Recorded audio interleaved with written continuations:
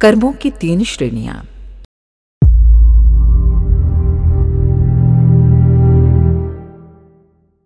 तीन दुखों का निरूपण करने से पहले कर्म के 3 प्रकारों को जान लेना आवश्यक है। पहला संचित कर्म, दूसरा प्रारब्ध और तीसरा क्रियमाण कर्म। इन 3 प्रकार के कर्मों का संचय हमारी संस्कार भूमिका में होता है।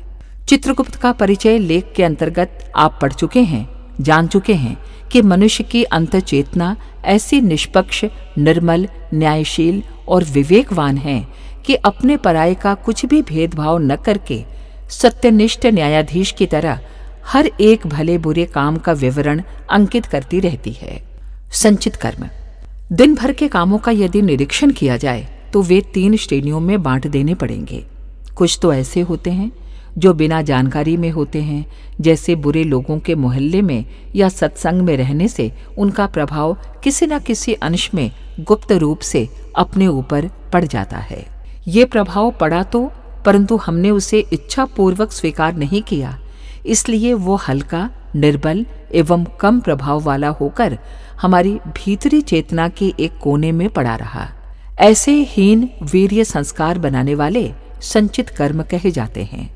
जो कार्य विवशता में दबाए जाने पर असहाय अवस्था में करने तो पड़े, पर मन की आंतरिक इच्छा यही रही कि यदि विवशता न होती तो इस प्रकार के काम को मैं कदापि न करता। इस तरह लाचारी से जो काम करने पड़े और मन जिनके विरुद्ध विद्रोह करता रहा एवं उस काम को स्वभाव बनाकर अपना नहीं लिया, तो उस कार्य का संस्कार भी हल्का, अल्प वीर्य और कम प्रभाव वाला होता है। ऐसे काम भी संचित कर्म की ही श्रेणी में आते हैं। इन संचित कर्मों के संस्कार बहुत कमजोर एवं हल्के होते हैं, इसीलिए वे मनोभूमि के किसी अज्ञात कोने में सिमटे हुए हजारों वर्ष तक पड़े रहते हैं। यदि इन्हें प्रकट होने का कोई अच्छा अवसर न मिले तो यूं ही दबे दबाए पड़े रहते हैं, किंतु यदि उसी प्रकार के बुरे कर्म कभी जानबूझकर स्वेच्छा से विशेष मनयोग के साथ किए गए तो वे सड़े गले संचित संस्कार भी कुलबुलाने लगते हैं। जैसे अच्छे घोड़ों के झुंड में पड़कर लंगड़े घोड़े भी चलने लगते हैं, वैसे ही वे भी कब्र में से निकलकर जीवित हो जाते हैं। जिस प्रकार घुना हुआ बीज भी अच्छी भूमि और अच्छी वर्षा पाकर उगाता है, वैसे ही संचित संस्कार भी अपनी जाति के बलवान कर्मों की सहायता पाकर उगाते हैं। हिमायत पाकर उनकी हिम्मत दूनी हो जाती है, परंतु यदि उन संचित संस्कारों को लगातार विपरीत स्वभाव के बलवान कर्म संस्कारों के साथ रहना पड़े तो वे नष्ट भी हो जाते हैं। गर्म जगह में रखा हुआ एक घड़ा पानी गर्मी के प्रभाव से आखिर 1-2 महीने में सूख जाता है। उसी प्रकार उत्तम कर्मों के संस्कार जमा हो रहे हों तो वे बेचारे बुरे संस्कार उनकी गर्मी में जलकर नष्ट भी हो जाते हैं। धर्म ग्रंथों में ऐसा उल्लेख मिलता है कि तीर्थ यात्रा आदि अमुक शुभ कर्म करने से इतने जन्म के पाप नष्ट हो जाते हैं। असल में वो संकेत इन अल्प वीर्य वाले संचित संस्कारों के संबंध में है। भले और बुरे दोनों ही प्रकार के संचित कर्म संस्कार अनुकूल परिस्थिति पाकर फलदायक होते हैं एवं तीव्र प्रतिकूल परिस्थितियों में नष्ट भी हो जाते हैं। प्रारब्ध कर्म वे मानसिक कर्म होते हैं जो स्वेच्छापूर्वक जानबूझकर तीव्र भावनाओं से प्रेरित होकर किए जाते हैं। इन कार्यों को विशेष मनोयोग के साथ किया जाता है, इसलिए उनका संस्कार भी बहुत बलवान बनता है। हत्या, खून, डकैती, विश्वासघात, चोरी, व्यभिचार जैसे प्रचंड क्रूर कर्मों की प्रतिक्रिया अंतःकरण में बहुत ही तीव्र होती है। उस विजातीय द्रव्य को बाहर निकाल देने के लिए आध्यात्मिक पवित्रता निरंतर व्यग्र बनी रहती है और एक न एक दिन उसे निकालकर बाहर कर ही देती है। हम बता चुके हैं कि हमारी अंतःचेतना न्यायाधीश की तरह हमारे हर काम को देखती है और उसकी न्यूनता अधिकता के परिणाम स्वरूप दंड की व्यवस्था करती रहती है। चूंकि मानसिक दंड अपने आप अंदर ही अंदर पूरा नहीं हो सकता, इसलिए हमें दूसरे साधनों की भी आवश्यकता होती है। दंड कार्य को पूरा करने के लिए सूक्ष्म लोक में से उसी प्रकार का घटनाक्रम उपस्थित करने के लिए हमारी अंतःचेतना एक वातावरण तैयार करती है। इस तैयारी में कभी बहुत समय भी लग जाता है। जैसे छल स्वभाव के निवारण के लिए शोक रूपी दंड की आवश्यकता है। अब ये देखा जाएगा कि छल किस दर्जे का है, उसकी शुद्धि किस दर्जे के शोक से पूरी हो सकती है। अंतःचेतना वैसी ही परिस्थितियां पैदा करने में भीतर ही भीतर लगी रहेंगी। वो शरीर में ऐसे तत्व पैदा करेंगी जिससे पुत्र उत्पन्न हो। उस पुत्र शरीर में ऐसी आत्मा का मेल मिलवाएंगी जिससे अपने कर्मों के अनुसार 10 वर्ष ही जीना पर्याप्त हो। 10 वर्ष का पुत्र हो जाने पर वही हमारी अंतःचेतना गुप्त रूप से पुत्र पर पिल पड़ेगी और उसे रोगी करके मार डालेगी एवं शोक का इच्छित अवसर पैदा कर देगी। ऐसे अवसर तैयार करने में केवल अपना ही कार्य अकेला नहीं होता, वरन दूसरे पक्ष का भी कार्य होता है।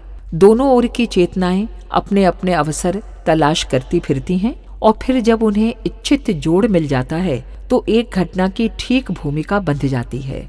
ऐसे कार्यों में कई बार 1, 2, 3 या कई जन्मों का समय लग जाता है।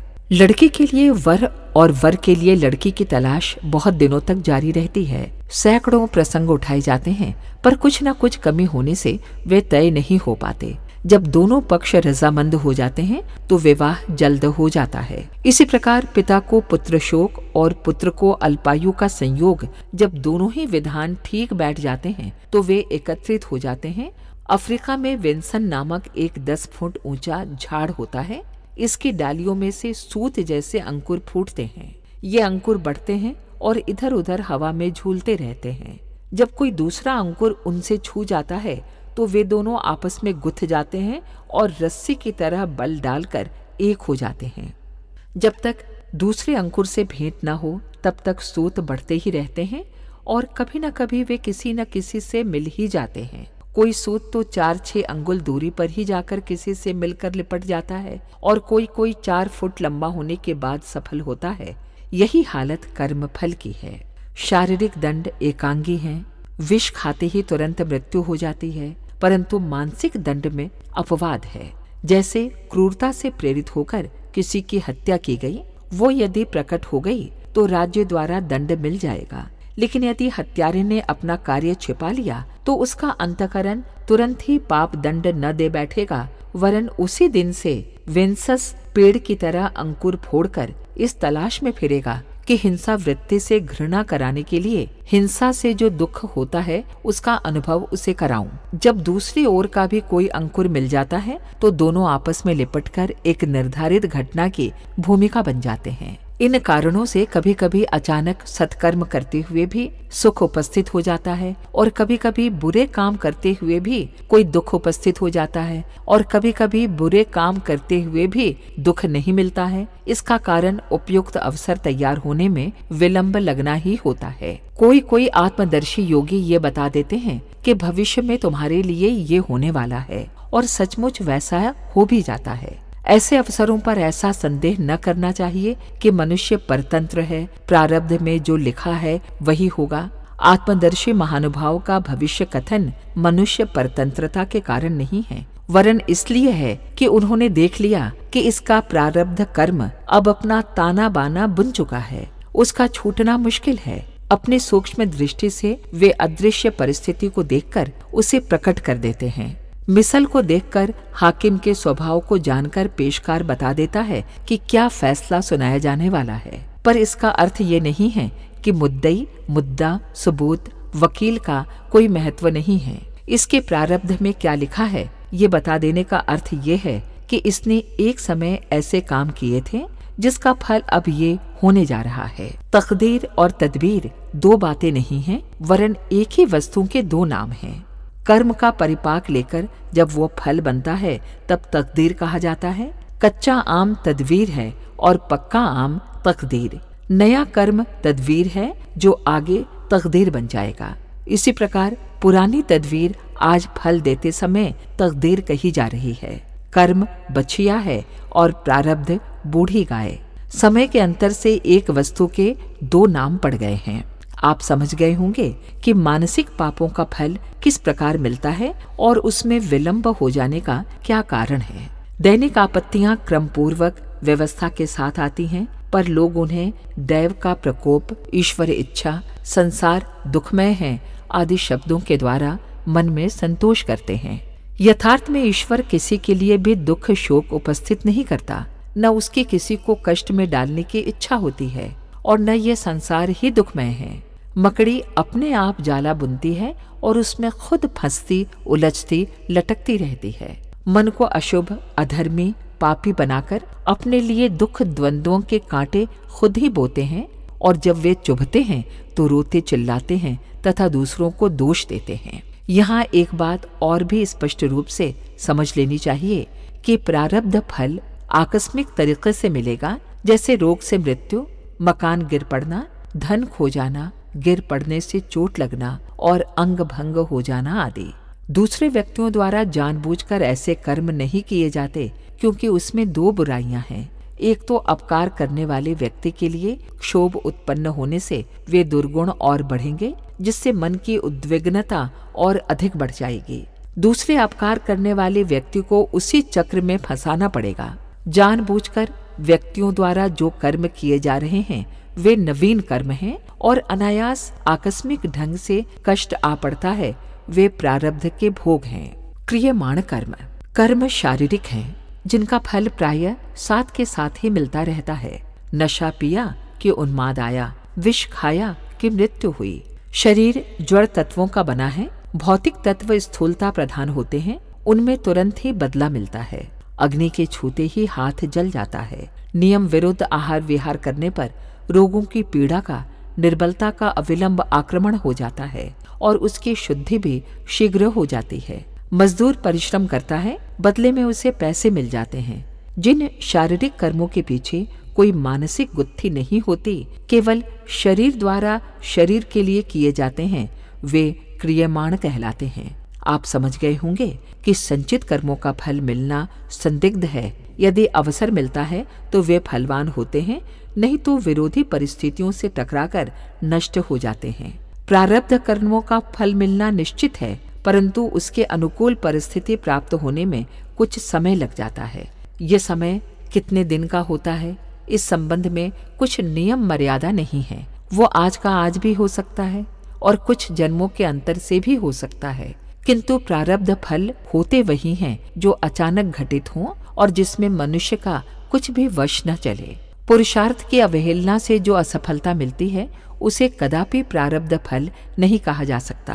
क्रियमाण तो प्रत्यक्ष हैं ही, उनके बारे में बता ही दिया गया है कि निश्चित फल वाले शारीरिक कर्म क्रियमाण हुआ करते हैं। इनके फल मिलने में अधिक समय नहीं लगता। इस प्रकार 3 प्रकार के कर्म और उसके फल मिलने की मर्यादा के संबंध में बहुत कुछ प्रकाश डाल दिया गया है।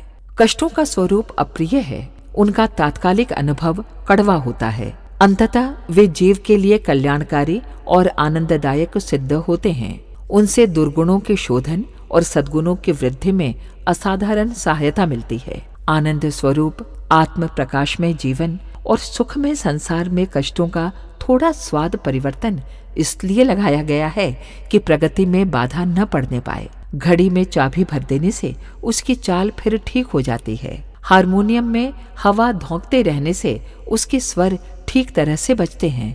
पैडल चलाने से साइकिल ठीक तरह घूमती है। अग्नि की गर्मी से सूखकर भोजन पक जाते हैं। थोड़ा सा कष्ट भी जीवन की सुख वृद्धि के लिए आवश्यक है।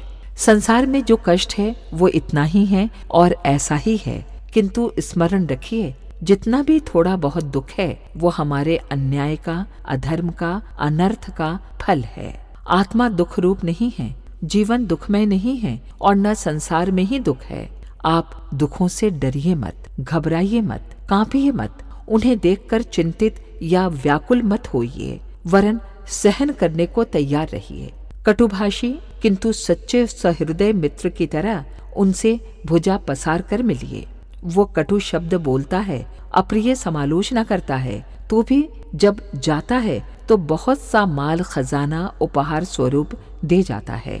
बहादुर सिपाही की तरह सीना खोलकर खड़े हो जाइए और कहिए कि ऐ आने वाले दुखों आओ, ऐ मेरे बालकों चले आओ, मैंने ही तुम्हें उत्पन्न किया है, मैं ही तुम्हें अपनी छाती से लगाऊंगा।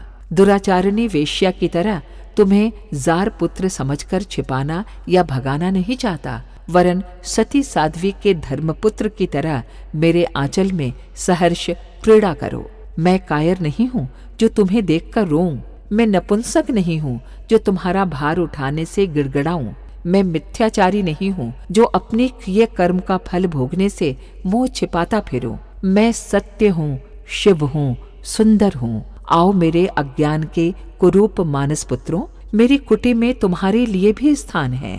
मैं शूरवीर हूँ, इसलिए हे कष्टों, तुम्हें स्वीकार करने से मुंह नहीं छिपाता और न तुमसे बचने के लिए किसी की सहायता चाहता हूँ। तुम मेरे साहस की परीक्षा लेने आए हो, मैं तैयार हूँ। देखो, गिड़गिड़ाता नहीं हूँ, साहस पूर्वक तुम्हें स्वीकार करने के लिए छाती खोले खड़ा हूँ। खबरदार, ऐसा मत कहना कि ये संसार बुरा है, दुष्ट है, पापी है, दुखमय है। ईश्वर की पुण्य कृति जिसके कण कण में उसने कारीगरी भर दी है, कदापि बुरी नहीं हो सकती। सृष्टि पर दोषारोपण करना तो उसके कर्ता पर आक्षेप लगाना होगा। ये घड़ा बहुत बुरा बना है, इसका अर्थ है कुम्हार को नालायक बताना। आपका पिता इतना नालायक नहीं है जितना कि आप दुनिया दुखमय है ये शब्द कहकर उसकी प्रतिष्ठा पर लांछन लगाते हैं। ईश्वर की पुण्य भूमि में दुख का एक अणु भी नहीं है। हमारा अज्ञान ही हमारे लिए दुख है। आइए अपने अंदर के समस्त कुविचारों और दुर्गुणों को धोकर अंतःकरण को पवित्र कर लें, जिससे दुखों की आत्यंतिक निवृत्ति हो जाए और हम परम पद को प्राप्त कर सकें।